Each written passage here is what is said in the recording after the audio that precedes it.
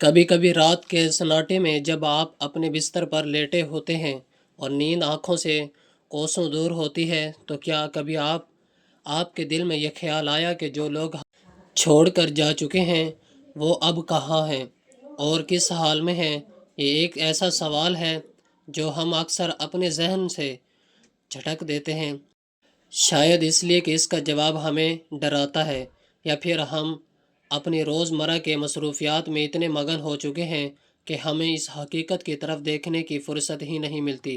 مگر آج میں آپ کو ایک ایسی حقیقت بتانے جا رہا ہوں جو شاید آپ کی سوچ کا زاویہ ہمیشہ کے لیے بدل دے، اور ہو سکتا ہے کہ یہ باتیں سننے کے بعد آپ کے دل کا بوجھ کچھ ہلکا ہو جائے اور آپ کو ایک ایسا راستہ مل جائے جس کی تلاش شاید آپ کی روح کو صدیوں سے، کیونکہ آج ہم اس پردے کے اس بار جھانکنے کی کوشش کریں گے جو زندگی اور موت کے درمیان حائل، اور یہ جانے دے کہ آخر قبر کی تنہائی میں انسان سب سے زیادہ کس چیز کے لیے ترستا ہے۔ میرے عزیزوں، ذرا ایک لمحے کے لیے اپنی آنکھیں بند کریں اور تصور کریں کہ ایک انسان جو کل تک ہمارے ساتھ ہنس رہا تھا، بول رہا تھا، ہمارے ساتھ کھانا کھا رہا تھا، آج وہ منہ مٹی تلے اکیلا پڑا ہے۔ وہاں نہ تو موبائل کی گھنٹی بجتی ہے، نہ دوستوں کی محفل ہے، اور نہ ہی دنیا کا کوئی شور شرابہ۔ وہاں صرف خاموشی ہے، ایک ایسی گہری خاموشی جو انسان کے وجود کو بھی پگھلا سکتی ہے۔ اس اندھیرے اور تنہائی میں وہ جانے والا کیا سوچتا ہوگا؟ لوگ سمجھتے ہیں کہ شاید وہ واپس دنیا میں آنا چاہتا ہوگا، یا اسے اپنے چھوڑے ہوئے بینک بیلنس، بڑی گاڑیاں یا عالی شان گھر کے امتحان ستاتی ہوں گی، لیکن حقیقت اس کے بالکل برعکس ہے، اور یہ بات میں آپ کو بزرگوں کی صحبت میں بیٹھ کر حاصل ہونے والے تجربے کی بنیاد پر بتا رہا ہوں۔ جب انسان کی آنکھ بند ہوتی ہے تو اس کی نظر کھل جاتی ہے، وہ سب کچھ نظر آنے لگتا ہے جو اس دنیا کی رنگینیوں میں چھپا ہوا تھا۔ تب اسے سمجھ آتی ہے کہ جن چیزوں کے لیے اس نے اپنی پوری زندگی وقف کر دی وہ تو مٹی کے ڈھیر کے سوا کچھ بھی نہیں۔ وہاں اس کی پیاس کچھ اور ہوتی ہے، اس کی بھوک کچھ اور ہوتی ہے۔ وہ وہاں صرف ایک ہی چیز کے لیے تڑپتا ہے، ترستا ہے، اور وہ ہے دعا۔ ہاں، آپ نے بالکل صحیح سنا، صرف ایک سچی دعا، ایک پیار بھرا ذکر جو اس کے کسی اپنے نے دنیا میں بیٹھ کر اس کے لیے کیا ہو۔ آپ یقین کریں کہ میرا دل لرز جاتا ہے جب میں یہ سوچتا ہوں کہ ہم اپنے پیاروں کو دفنا کر واپس آ جاتے ہیں اور اپنی زندگی میں مگن ہو جاتے ہیں، جبکہ وہ وہاں ہماری راہ تک رہے ہوتے ہیں۔ بالکل ایسے ہی ہے جیسے کوئی مسافر ویران صحرا میں پانی کو بوند کے لیے ترس رہا ہو۔ بزرگ فرماتے ہیں کہ قبر میں موجود انسان کی مثال اس ڈوبے ہوئے شخص کی سی ہے جو ہاتھ پاؤں مار رہا ہو اور مدد کے لیے پکار رہا ہو، ہر وقت انتظار کرتا ہے کہ کب میرا بیٹا، میری بیٹی، یا میرا بھائی یا میرا کوئی دوست مجھے یاد کرے اور میری بخشش کی دعا کرے گا۔ اس کا انتظار اتنا شدید ہوتا ہے کہ اگر ہمیں ان کی خبر ہو جائے تو شاید ہم کھانا پینا چھوڑ دیں اور ہر وقت مصلی پر بیٹھ کر ان کے لیے دعائیں کرتے رہیں۔ لیکن افسوس کہ ہمارے دل سخت ہو چکے ہیں۔ ہم سمجھتے ہیں کہ مہینے میں ایک دیگ پکا کر تقسیم کرنے سے ہمارا حق ادا ہو گیا، حالانکہ بات اس سے کہیں زیادہ گہری ہے۔ وہ دیگ یا کھانا اپنی جگہ، لیکن جو ٹھنڈک، جو سکون اور جو راحت اللہ کے نام میں ہے وہ کسی اور چیز میں نہیں۔ اور پھر ذرا سوچئے کہ اللہ تبارک و تعالی کتنا کریم ہے کہ اس نے ہمیں مایوس نہیں کیا۔ اس نے ہمیں سال کے 12 مہینوں میں سے کچھ ایسے خاص لمحات، کچھ ایسے خاص دن اور مہینے عطا کیے ہیں جن میں اس کی رحمت جوش میں ہوتی ہے، اور انہی مہینوں میں سے ایک بہت ہی برکت والا مہینہ ماہ شعبان ہے۔ یہ وہ مہینہ ہے جسے اکثر لوگ نظر انداز کر دیتے ہیں کیونکہ یہ رجب اور رمضان کے درمیان آتا ہے، لیکن اہل نظر جانتے ہیں کہ یہ مہینہ کتنی بڑی نعمت ہے۔ تجربے میں یہ بات آئی ہے کہ شعبان کا مہینہ دراصل تیاری کا مہینہ ہے۔ یہ وہ وقت ہے جب اللہ تبارک و تعالی خاص طور پر اپنے بندوں کو ہی مغفرت کے دروازے کھول دیتا ہے۔ اس مہینے میں اعمال نامے اٹھائے جاتے ہیں، تقدیروں کے فیصلے ہوتے ہیں۔ تو ذرا سوچیں کہ اگر اس بابرکت مہینے میں جب اللہ تبارک و تعالیٰ کی رحمت موسلا دار بارش کی طرح برس رہی ہو، ہم اپنے فوت شدہ والدین، رشتہ دار ہوں یا کسی بھی مرحوم کے لیے ہاتھ اٹھا لیں، تھوڑی سی تسبیح پڑھ لیں، کچھ استغفار کر لیں، تو ان کو کتنا سکون ملے گا۔ مجھے یاد ہے کہ ایک بار ایک صاحب میرے پاس آئے، بہت پریشان تھے، کہنے لگے کہ مجھے خواب میں اپنے والد اکثر نظر آتے ہیں اور وہ بڑے اداس لگتے ہیں۔ میں نے ان سے پوچھا کہ آپ ان کے لیے کیا کرتے ہیں؟ وہ کہنے لگے کہ میں غریبوں کو کھانا کھلاتا ہوں، پیسے دیتا ہوں۔ میں نے کہا یہ سب بہت اچھا ہے، لیکن کیا کبھی آپ نے تنہائی میں بیٹھ کر بغیر کسی دکھاوے کے صرف اللہ تبارک و تعالیٰ کو راضی کرنے کے لیے ان کے لیے استغفار کی تسبیح پڑھی ہے؟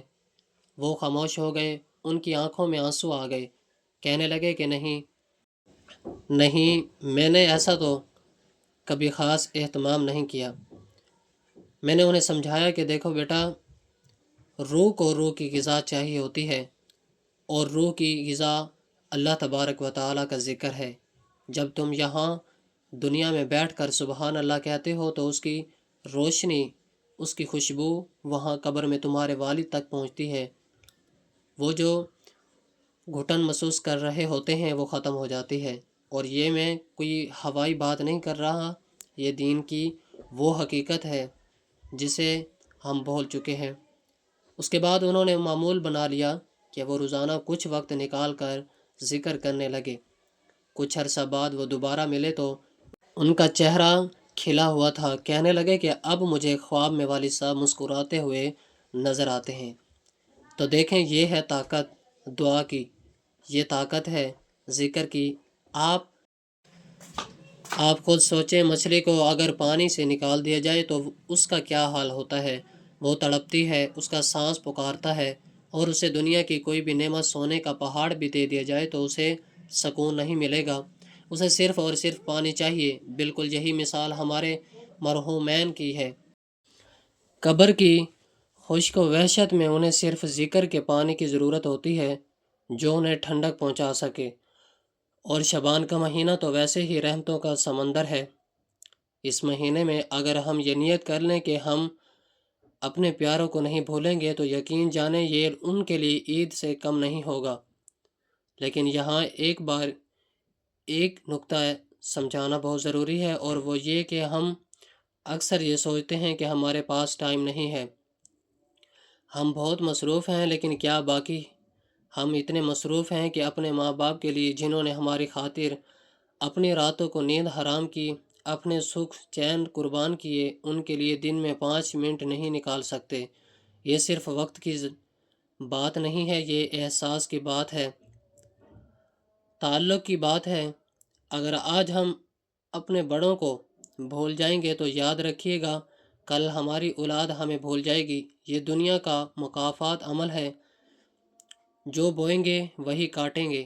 اس لیے میں اکثر اپنے دوستوں سے کہتا ہوں کہ اپنی زندگی میں یہ عادت بنا لو کہ روزانہ کچھ نہ کچھ پڑھ کر اپنے مرحومین کو بخشواؤ، چاہے وہ ایک بار سورۃ الفاتحہ ہی کیوں نہ ہو۔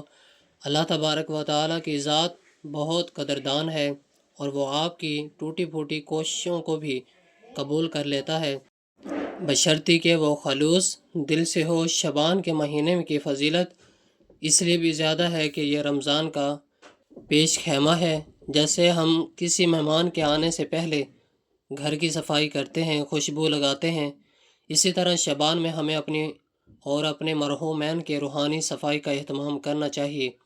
تصور کریں کہ آپ کا کوئی عزیز جیل میں قید ہو اور وہ کسی سفارش کا منتظر ہو، اور اچانک اسے پتہ چلے کہ اس کی سزا معاف ہو گئی ہے، تو اس کی خوشی کا کیا ٹھکانہ ہوگا۔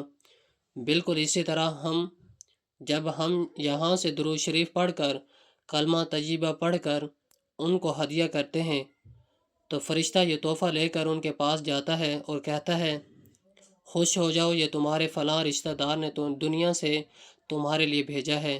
اس وقت ان کی قبر نور سے بھر جاتی ہے، ان کی چہرے چمک اٹھتے ہیں اور وہ فخر کرتے ہیں کہ دنیا میں میرا کوئی ہے جو مجھے یاد کرتا ہے۔ لیکن اگر ہم ایسا نہ کریں تو وہ مایوس ہو جاتے ہیں اور ان کی امید ٹوٹ جاتی ہے، اور یہ مایوس کر دینا بہت بڑی بدبختی کی بات ہے۔ میں آپ سے ایک سوال پوچھتا ہوں اور اس کا جواب آپ نے کمنٹس میں نہیں لکھنا بلکہ اپنے دل میں سوچنا ہے۔ آخر بار آپ نے کب اپنے کسی مرحوم رشتہ دار کے لیے سچے دل سے آنسو بہا کر دعا مانگی تھی؟ اگر بہت عرصہ گزر گیا ہے تو گھبرائیں نہیں، ابھی بھی وقت ہے۔ اللہ تبارک و تعالیٰ کا دروازہ کھلا ہے، خاص طور پر اس مبارک مہینے میں جب ہوائیں ابھی مغفرت کی چل رہی ہیں۔ آج ہی سے، ابھی سے یہ عہد کریں کہ ہم ان بھولی بصری روح کو تنہا نہیں چھوڑیں گے، کیونکہ قبر میں انسان بالکل بے بس ہو جاتا ہے، وہ خود اپنے لیے کچھ نہیں کر سکتا، اس کا نام و اعمال بند ہو چکا ہوتا ہے۔ اب اس کی ساری امیدیں آپ سے وابستہ ہیں، آپ اس کا سرمایہ ہیں، آپ اس کا صدقہ جاریہ ہیں۔ اگر آپ ہی اسے بھول جائیں گے تو پھر کون یاد کرے گا؟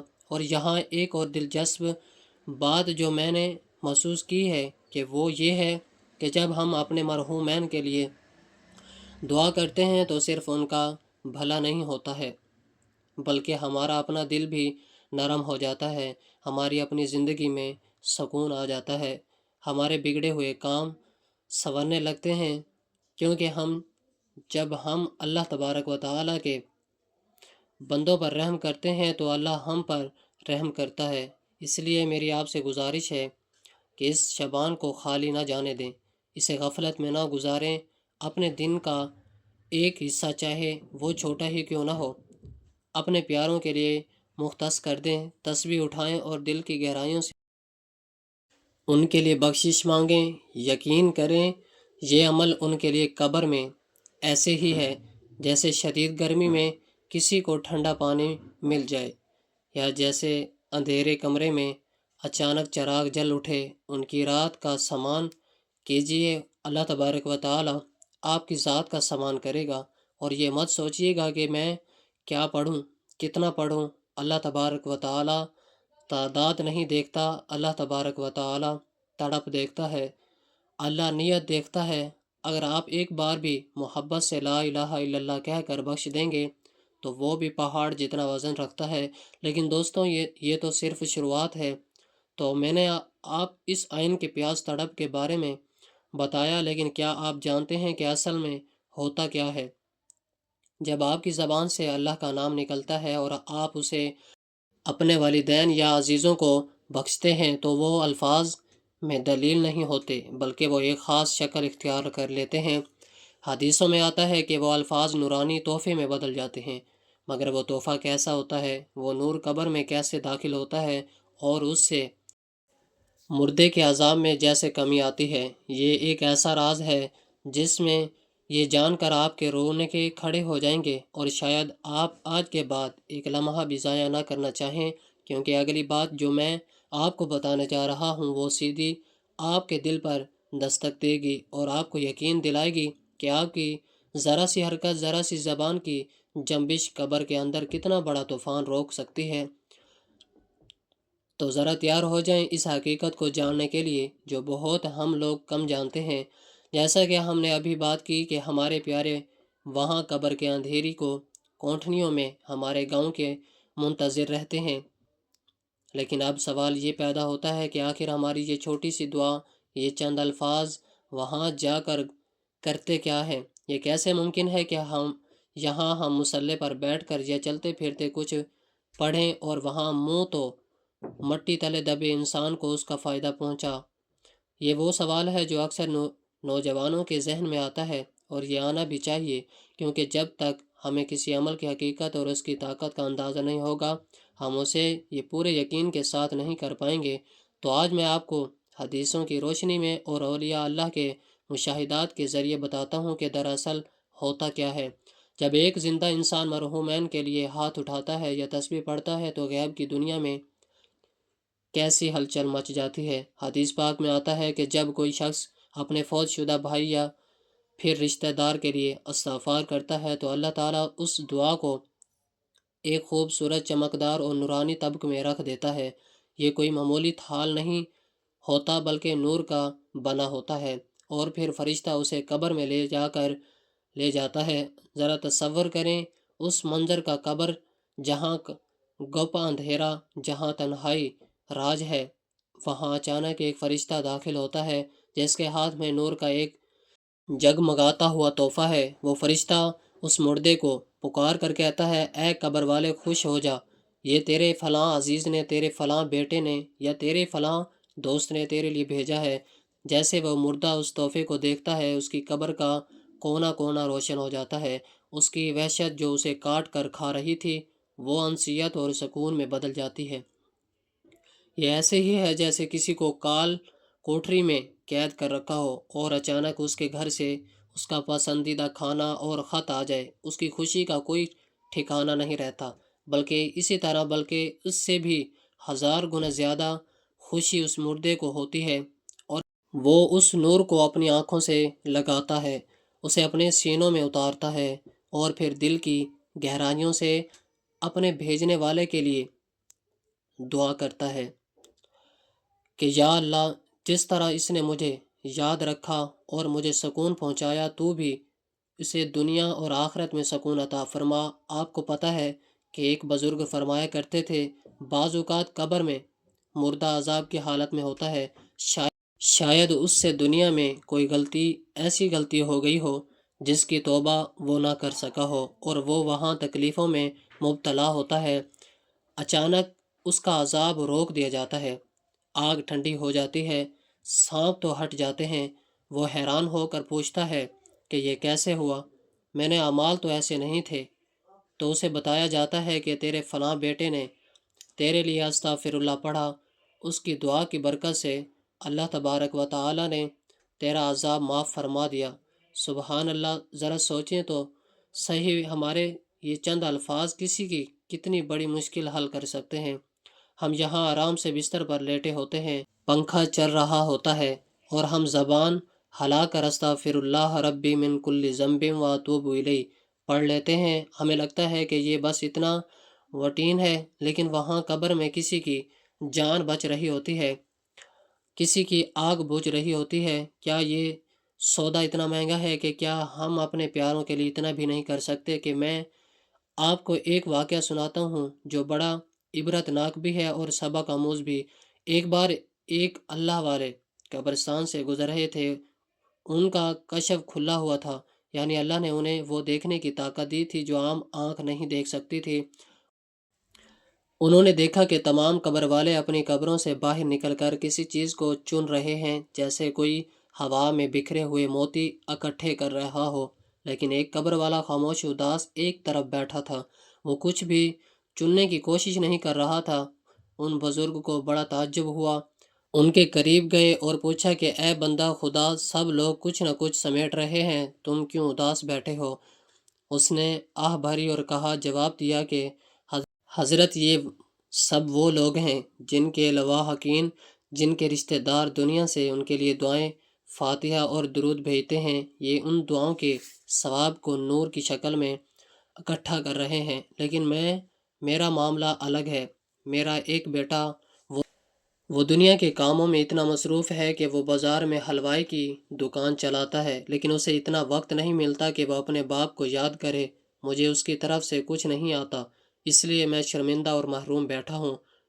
ان بزرگ کو بہت دکھ ہوا، وہ قبرستان سے نکل کر سیدھا بازار گئے، اس نوجوان کو ڈھونڈ نکالا اور اسے سارا ماجرا سنایا۔ وہ نوجوان پھوٹ پھوٹ کر رونے لگا، اس نے اپنی غلطی کا احساس ہو گیا، اس نے توبہ کی اور وہی کھڑے ہو کر اپنے باپ کے لیے دعا کی۔ کچھ عرصے بعد بزرگ کا دوبارہ وہاں سے گزر ہوا تو انہوں نے دیکھا کہ وہی شخص اب سب سے زیادہ خوش اور اس کی قبر نور سے بھری ہوئی ہے۔ تو دیکھیں، یہ ہے ہمارے ذکر کی طاقت، ہمارا ایک لمحے کا دھیان ان کی پوری کائنات بدل سکتا ہے۔ اب ہم سوچیں گے کہ کیا کریں، کون سا وظیفہ کریں؟ تو یاد رکھیں، دین اسلام بہت آسان ہے، اس میں کوئی مشقت نہیں۔ آپ چلتے پھرتے، اٹھتے بیٹھتے، گاڑی چلاتے ہوئے، کھانا پکاتے ہوئے صرف چھوٹے چھوٹے کلمات کا ورد رکھیں، مثلا سبحان اللہ، الحمدللہ، لا الہ الا اللہ اور اللہ اکبر۔ یہ وہ کلمات ہیں جنہیں باقیات اور صالحات کہا گیا ہے، یعنی ہمیشہ باقی رہنے والے نیکیاں۔ حدیث میں ہے کہ لا الہ الا اللہ افضل ذکر ہے۔ اگر آپ روزانہ چلتے پھرتے اس کا ورد کریں اور نیت کر لیں کہ اس کا ثواب میرے والدین اور دادا دادی، نانا نانی اور تمام امت مسلمہ کے مرحومین کو پہنچایا جائے، تو یقین کریں یہ ثواب ان سب کو پہنچے گا اور آپ کے اجر میں بھی کوئی کمی نہیں ہوگی۔ یہ اللہ کا خزانہ ہے، یہاں تقسیم کرنے سے کم نہیں ہوتا بلکہ اور بڑھتا ہے، اور خاص طور پر ماہ شعبان میں ان اعمال کی قدر اور قیمت اور بھی بڑھ جاتی ہے۔